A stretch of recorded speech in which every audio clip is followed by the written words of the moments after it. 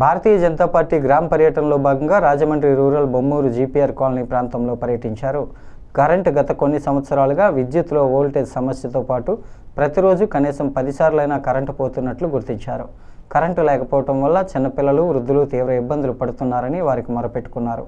Current విషయంపై అధికారులకు చెప్పినా పట్టించుకోలేదని, లైన్మెన్లు ఈ సమస్యను పరిష్కరించలేదని, లో వోల్టేజ్ కారణంగా వీధి దీపాలు సరిగ్గా వెలగడం లేదని, రాత్రి వేళల్లో పాముల భయం ఉందని ఆందోళన వ్యక్తం చేశారు.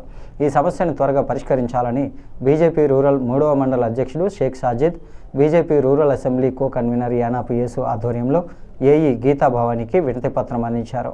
బీజేపీ మండల ప్రధాన కార్యదర్శి వంకదార కుబేర్రావు, మండల ఉపాధ్యక్షుడు నాగరాజు, నల్లమిల్లి అమ్మిరెడ్డి, ఎంఎస్ రామారెడ్డి, ఎర్ర హరీష్, చంద్రప్రసాద్ తదితరులు పాల్గొన్నారు.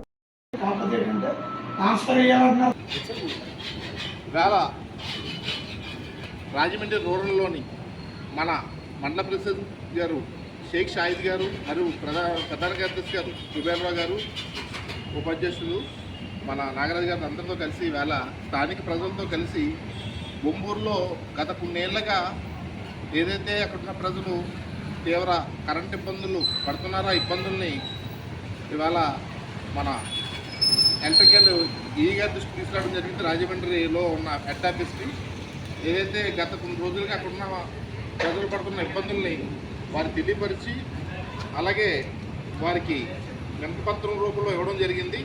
ఇది తక్షణమే పరిష్కరించి అక్కడున్న ఇబ్బందులు ఏవైతే ఉన్నాయో వారికి తెలియపరచడం జరిగింది. ఇది తక్షణమే పరిష్కరించాలని చెప్పి భారతీయ జనతా పార్టీ తరఫున వారికి వినతిపత్రం రూపంలో ఇవ్వడం జరిగింది.